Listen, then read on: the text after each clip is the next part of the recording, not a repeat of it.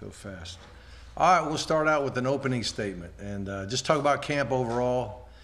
We're just starting the third week of it, and I would say today was the first day I saw signs of a couple guys feeling sorry for themselves a little bit. Week 3 grind of it, I guess. Not a lot, but a couple. I didn't like that. Still, I've mentioned it before, it's so true. Every time we practice, the guys that know what they're doing, they do it better. The guys that have been through it, they fight through it better. I told the players, you know, the more mature you are, the more you'll have your mind tell your body what to do. And the less mature you are, the more your body wants to tell your mind what to do. And you got to be physically tough. You got to be mentally tough to play the game. You got to know what to do to play the game. And usually young, talented guys, if they don't play much, it's because they don't know what to do, or they don't know how to push, or they don't know how to recover from a bad play. And that takes reps, it takes experience, it takes maturity. And you know, a lot of those guys are learning that. But you know, I see a lot of flashes from young guys that are like, wow, that guy can really play, you know. And then, but if you have one missed assignment out of every 4 plays, it's going to be tough to play a lot, tough to get you in the game.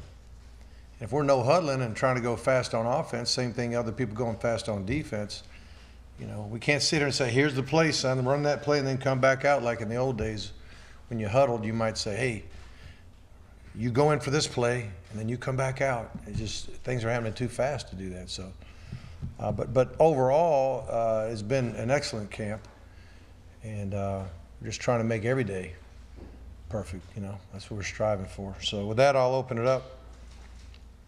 Mark, after watching the tape, was there any more clarity for you on the quarterback situation? Just about exactly what I thought. Kind of more of the speech I just gave. You know, the 2 older guys really, they did a nice job with their decision making. They did a nice, because they knew where to go with the ball, when to go with it. They were more accurate. And the younger guys were a little bit more confused at times. And, you know, I mean, that last interception Nkosi threw, it was the first play of red zone. And it's probably my fault, but I ran a play that we walked through in the gym twice, and we covered 2 different meetings. But, you know, it had never been repped by any of the guys, let alone a freshman quarterback. So I probably put him in a bad situation there of running a play that it would have worked if he reacted properly, but there's just not enough, you know, reps of the play to be doing that. So, you know, but, you know, I mean, if I had to do it today, he would be an older guy right now, one of the 2 veterans. But it's, you know, I was mentioning.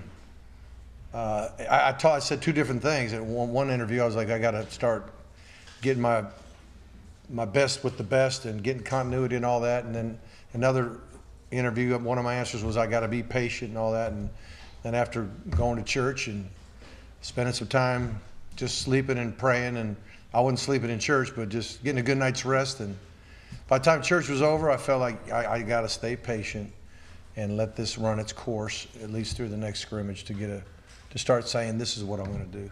Coach, with your, obviously you have a wealth of experience of dealing with quarterback situations. When you don't have the starter returning and you're in a camp like this, is there a roadmap that you've used, or are you following that, or is this? The roadmap is to compete with as many guys as you think have a realistic shot at winning the job, and in this case, it's 4 guys. But when you rep that many guys, it's hard. You know, it's hard to get the continuity that you want. But on the other hand, we're trying to learn as much as we can. And sometimes if you're with the 1 unit and you might have better protection, then I could see how you react when things are going good. And then if you get with the 2 unit against the number 1 defense and the protection might not be holding out quite as good as with the 1s, I got to see how you're going to react to that. You know, I got to see how you react. If a guy misses a block, what are you going to do? Are you going to secure the ball? Are you going to get what you can get, find somebody, or run out of bounds, or run down the field and slide? Or, I mean, how are you going to react? And, you know, how are you going to react if you throw a pick? What are you going to do after that?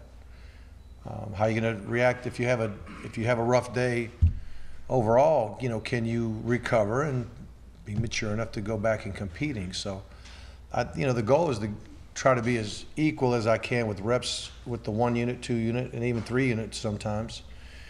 And then just you learn a lot. Kids think, hey, I can only show what I can do behind the 1 line. No, you're showing me what to do behind the 2 line, because I want to see how you react to a little bit of adversity. Mark, is there any distance right now in your mind between Evan and Malik? Not that you would tell us who would be ahead if there is, Yeah. but is there? They're both playing like veterans right now. I'll let y'all know when it's time.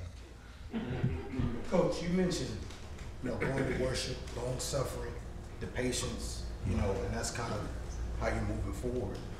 What does that necessarily look like? Is that more reps for the younger guys? No, just staying the course with what I'm doing, with giving reps to everybody with the 1s and the 2s and the 3s. I mean, I could just say I'm putting the veterans with the 1s, and we're going to have a better practice because of it with the 1s. But I'm not ready to do that yet. I want to still see these guys compete, and the best way to do it is how I'm giving them repetitions right now. But if I was like, hey, I'm cutting bait, I'm going with a veteran guy, and they're going to get all the reps for the 1s, I could do that, but I'm not ready for that yet, because I want to be fair to the young guys that still have that little learning curve, and we haven't even finished installation. We still got, 1 more tomorrow, and then, then we start, just getting reps on everything, going back to the, first day stuff. What in particular do you need to see this week from Nicosia? I need to see from all the QBs just the 2 young guys in particular, to show they know what to do. If they're, I always say, I use the term, they went to the right guy for the right reason. I mean, sometimes you might throw it to the right guy, and I ask you why on film, why did you do what you did? And they can't tell me why. They just got lucky. You know what I mean? Sometimes they get lucky. I want them to tell me I did it because I knew it was a 1 high coverage, and the mic went this way, so I went that way with the ball. You know what I mean? I want him to tell me I want him to do the right thing, and I want him to know why he did the right thing. And the more he can prove to me that, then what happens is when you get into a game and everything starts flying a little bit faster, and with the rookie it'll go faster in the beginning, and with the veteran it tends to go slower because they're confident in what they're doing. I'm trying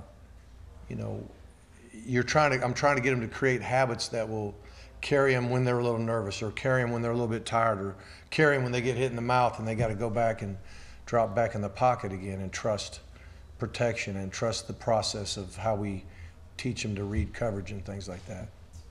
Mark, I'll get you next. Go ahead. You had told us that the scrimmage weighs a little bit more than practice, or practices. Yes. How much more, if you've seen a certain pattern, let's say during practices, but then they don't do that in the scrimmage, how do you weigh that?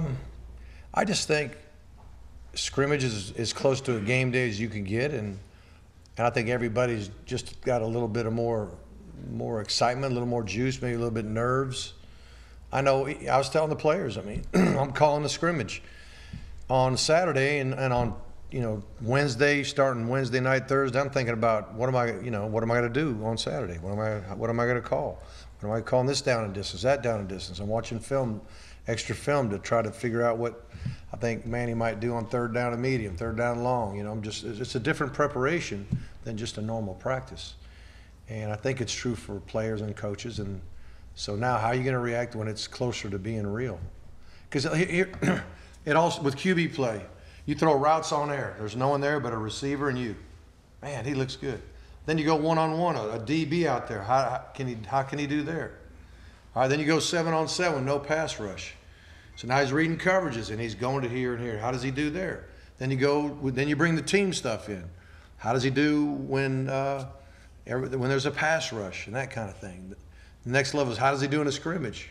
Then how does he do the scrimmage if we go live? Then that's even more of an indication of what reality will be.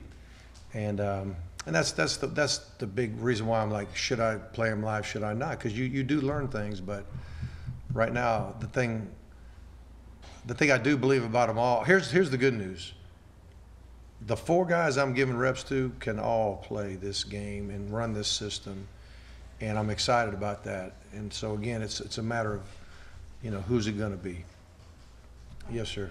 Coach, expectations are big. They've been down here a long time, both locally and nationally. Yes, sir. How do you manage those expectations? Work hard, learn what to do. Again, try to create ingrained habits that when people are talking about all these things on the outside, that you're really focused on your job. I mean, I'll tell the kids, what's going to help you play good? Reading the newspaper, reading the internet, listening to the radio, or knowing what to do. Focus on your job. It's so true, and it's just sometimes it's hard, especially with young guys and the social media. Their life is they're constantly reading stuff about themselves or whatever it may be. And you could say no social media, but I'm trying to let them manage that life as a man too. So unless they really abuse it, I'll yank it out from them. But right now, they got to learn. They got to learn to deal with it and be mature enough not to let it affect them. Yeah. I know you want to make the decision after the second scrimmage. I mean, do you have it dropped in, like I'm going to do it no matter what, or what if you don't feel it? Yeah, just when I know for sure, I'll do it. And when I think the quarterbacks need to know and the team needs to know, I'll let them know. I may know before I tell everybody. Mark, you talked about telling yourself to be patient. Is that due to, I guess, Nicosi's? We've all seen Nicosi's tape. Y'all keep saying Nicosi, but I got 2 young guys that are really playing pretty good. So Kate, I guess, as well. yeah, he's a true freshman as well. But what I'm saying is, we've all seen the tape. We all see what type of ability that they have as young kids coming in. Mm-hmm. Is that what kind of tells you I need to be patient and give them a chance to know Well, what they're doing? I've said it really a bunch of times, but young guys, as they're learning, I mean, I know from the first Monday to the second Monday, those freshmen knew a lot more than when they started. Then from the next Monday to this Monday, they know a lot more than the next time. Now Malik and Evan, there's not much new to them. They're kind of used to what we're doing. They know what to do. They're not getting better they're getting better, maybe I said incrementally, just slightly getting better as you go, once you know the system.